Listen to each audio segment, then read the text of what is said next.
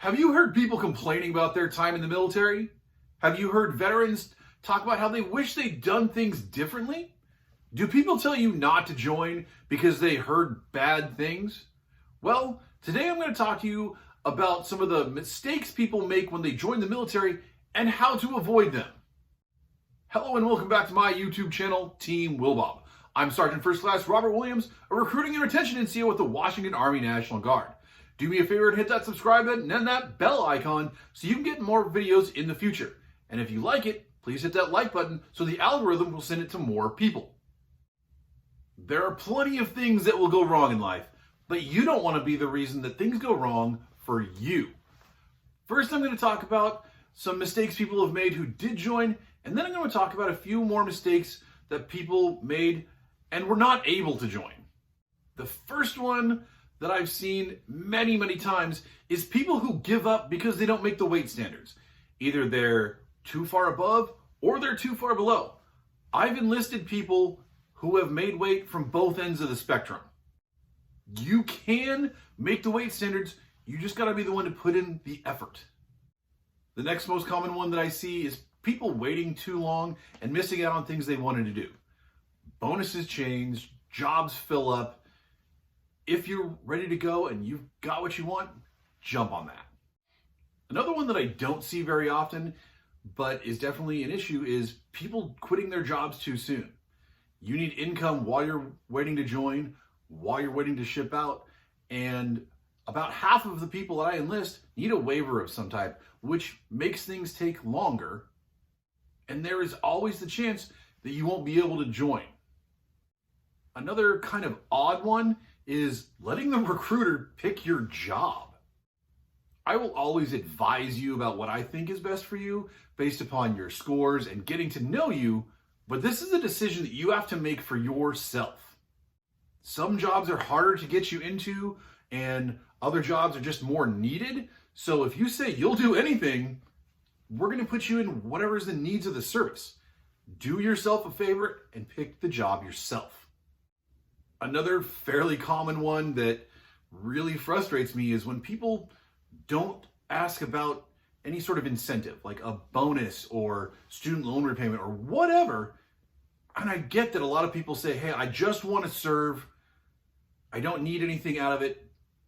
But if you're entitled to something or you can get something, I don't want you to miss out on thousands of dollars because all you had to do was ask, especially when, for me, it's just picking an option in a drop-down menu that I have to pick an option in anyway, or I have to put down a number or a couple letters.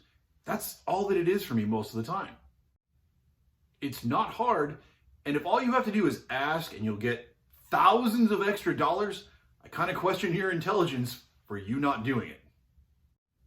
One really huge mistake that people make is not having a long-term plan.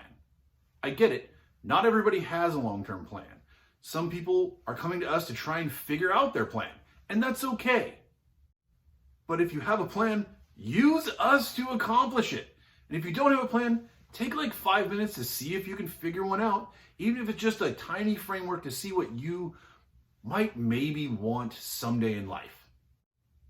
I can use that to help you pick a job that's going to help you accomplish that. One semi-obscure one is ignoring family tradition. Tradition can connect you to your roots, to your ancestors in a way that you don't really understand until you're doing it. Plus, if your family was successful and you want to be successful also, however you see that, well, there was a reason they were able to do that. So it might be a good idea to follow in those footsteps. The flip side of that coin is paying too much attention to family tradition. You might not fit into the same mold that your family was in. You might not like the same stuff. Maybe you want to go to college. Maybe you don't want to go to college. Don't let your family be the only reason you pick a path. I think the most frustrating mistake that I see is when people put no effort into the ASVAB, the aptitude test. Yeah, there are some kids in high school where they're just taking it so they can get out of class and take a 3-hour nap. That's fine if that's what you want to do. But when you go to join, please put some effort into it. If you don't try, doors are going to slam in your face. Whereas if you did try, they're going to be held open for you. Also, why should I believe that when the crap hits the fan, you're really going to put effort into survival if you wouldn't put effort into sitting in a nice, comfy classroom? One of the most interesting mistakes I see people make is expecting too much of themselves. Not everybody is Einstein, not everybody's He-Man or Superwoman, and that's okay. You just have to be secure in who you really are. Another huge mistake that I see people make is joining the wrong branch. If you like boats, join the Navy or the Coast Guard. If you hate boats, don't join the Navy or the Coast Guard. The Army is the largest branch, so we have the most jobs and most opportunities, but we don't have everything. We don't have embassy guards or fighter pilots. And while every branch has its pros and cons, those are really different for every individual person. So you really need to take a look at what you want, what you like and dislike.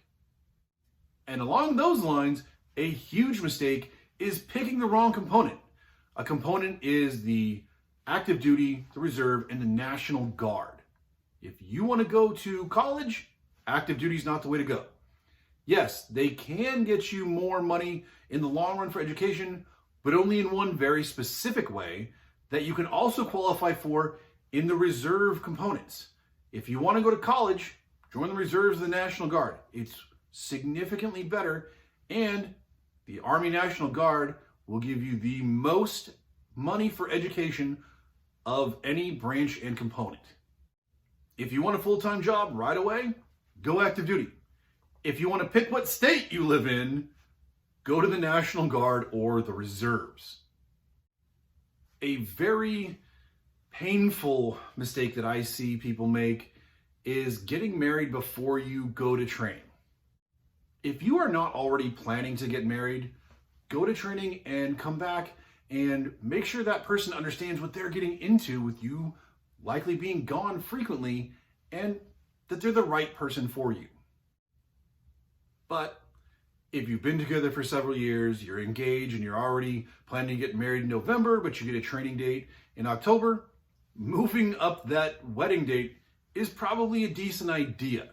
However, still have that conversation with your future spouse. And for the love of all that is holy, do not get married just for the extra money. I think possibly the most, I don't want to call it rage-inducing, but the most, rage-inducing is misunderstanding your recruiter. When we say you can get up to X amount of dollars in a bonus when we're talking to you for the first time on the phone, that's a possibility. But if then we stop talking about a bonus because you get like a 33 on the ASVAB and it's the middle of July, there's a reason for that. Also, not just slight misunderstandings, please actually listen to the words that we say. Because I've had people walk out my door and tell somebody else something that was completely wrong and actually not on a topic that we'd even discussed at all. I think the biggest mistake that I see people make, especially when you look up the military on the internet, is blaming others for not getting a bonus. Especially when they failed their PT test or they went AWOL. The fine print is something they have to actually read you out loud at MEPS, and you have to sign saying you understand this is how you will lose your bonus. And it's for pretty easily understandable things, like failing your PT test, going AWOL, punching someone in the face, and getting kicked out of the military. If you get kicked out, we're not going to give you that bonus several years after you've been kicked out. Yes, I've seen problems with bonuses, but if you keep pushing, over 99% of the time, you're going to get that bonus. You might just have to wait a little while because the system's not perfect. No system is perfect. But that less than 1% of people where something genuinely goes wrong really does not account for all of the complaining about stuff like that I see on the internet. Another somewhat complicated mistake that people can make is joining without getting everything you want. So if you really want a certain job, but it's not available right now, I'm most likely going to advise you to wait until it is available. Or I'll help you make a plan to be able to get it after you've joined. So you might have to just be able to come in at a moment's notice when it's available and I've got it locked in for you, or join a unit that has that job, and when it comes open and you qualify for it, then you can slide right in there with a little piece of paperwork from your commander. And I've had plenty of people go through that process, specifically like if you have a green card and you want a job that requires security clearance. But either way, I will help you make a plan to be able to get that job. That being said, another big mistake is people who refuse to join until they get everything they want. Usually that's because it's either impossible or illegal. And I'm not going to help you make a plan to get something that's illegal. And it also goes back to the concept of not everybody's Einstein or a superhero. If you refuse to join because of something that is impossible, either you're really not that smart or you're just full of crap and you're using it as an excuse to not join, but sound good to other people saying, I'm joining the military. Don't be that guy. Another mistake that I see every once in a while, because I work with a fairly niche market of immigrants so I can help you get your citizenship, is not joining until you get your citizenship. Unless you're a couple months away from getting your citizenship, getting it through us is simpler and free. Another mistake that I've seen oddly commonly in the last 6 months to a year is lying to your recruiter. Why do I have to tell you not to do that? Surprise facts are not your friend. Another mistake that goes along with the one before is lying to the doctor about something serious. I do not want you to die. Please don't lie to the doctor about something that's going to kill you. Again, on the other hand, don't say stupid stuff to the doctor. Don't come up with something because you think it's what they want to hear. If you say you had some medical condition, they're going to want medical documents. If there are no medical documents, you're probably screwed. One mistake that I almost find funny is believing we won't find out about that felony. We check with the FBI, and the courts who sentenced you also talk to the FBI, and we will find out about whatever crime you have committed or even been accused of. Please tell me everything, because I will fingerprint you, I will run your police record, and I'm gonna find out. And then you're still gonna have to explain everything to me anyway. Oh, and here's another part of why it's kind of funny, because recruiters move around the country, especially in the National Guard. So if you tried in, say, Texas, and then you come up here, and I start running your record, and then my coworker's like, hey, I think I know that guy, and starts telling me about this long list of crimes that I then find on your rap sheet. Yes, that's actually happened to me. No, that person didn't join. Please don't beat up the elderly. A mistake that's more common for the active duty than it is for the reserves and National Guard is not shipping to training. Can you get a dishonorable discharge for that? Heck no. Anyone who says you can is lying, and they know it. Will you get a discharge that says you just quit? Absolutely. And that will bar you from some employment. It will also make you look bad to your friends and family. I think the biggest facepalm mistake that I see people make is getting a tattoo either before or after joining that now disqualifies you, like on your face. Just don't do that. And I think the saddest mistake that I've seen people make who have actually joined is not believing the recruiter when they said, this bonus is going to go away. bonuses change, and a lot of them are actually very predictable. For example, the day after I post this is the last day for a bunch of bonuses, and it happens every 3 months. The simplest mistake and the easiest to fix that I've seen is people not explaining why they can't join today, or thinking that they're going to leave the day that they join. We actually have a full lesson about this in recruiter school because it's so common and such a big misconception. If you have a wedding this weekend and this is the first time I'm talking to you, you're not leaving before that wedding. You're going to go. You're going to be just fine. I really thought this was just an exaggeration when I was in the recruiter school, but it's a surprisingly common thing that I have to deal with, saying, no, you're not going to ship out super fast, or no, you're not going to ship out the day you go join. It's not Vietnam anymore. That's not how it works. In all honesty, I've only had 2 people who were even offered a ship date before whatever they had planned, and both of them were easily given a date after that. In reality, you'll be waiting up to a full year before you ship out. Most of the time, it's 1 to 4 months before you leave. Now that I've covered the mistakes for people who did join, let's talk about a few that stopped people from joining. Don't let people talk you out of a good thing.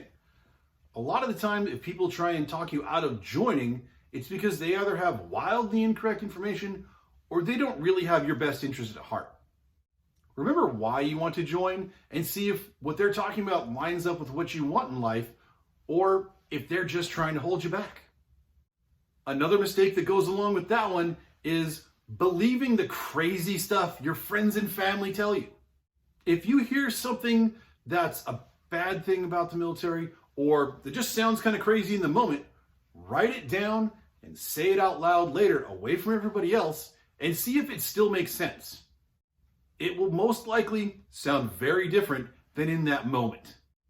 Also, if someone's talking about a crappy time they had in the military, listen to their story and see how much of it is their fault. No, not everybody who had a bad experience in the military is their fault. I don't want anybody thinking that that's the case, just like any other job. But I've had a lot of people tell me about some family member or friend who had a really bad time in the military. So I always ask them, well, what happened?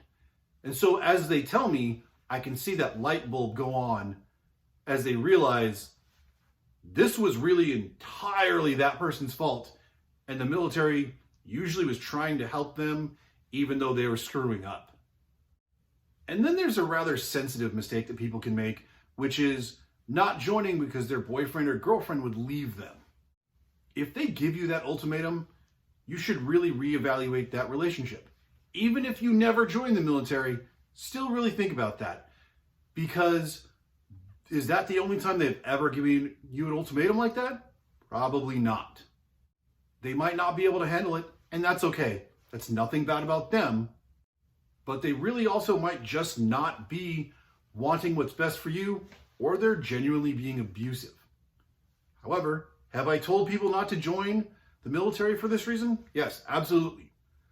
But those people were married and it was their spouse saying that, and I don't want you ending your marriage for any career. Okay, now the last mistake on this list is waiting too long and thinking you have time, but then life happens. Getting older makes very few things easier. You might get injured. You might have a medical issue. You might lose the math skills that you had. You might do something that gets you a roommate that you really didn't pick. Also, if we are your backup plan, you are way less likely to even qualify right now to be able to join. I don't really know why that is. That's just how I've seen it work out. All right, everyone.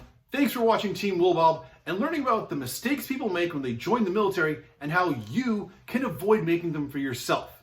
Do me a favor and hit that subscribe button so you get my videos in the future. And if you have any questions, you can comment, text me, call, or send me a Facebook, WhatsApp, or Instagram message. See you next time. Angry Unicorn.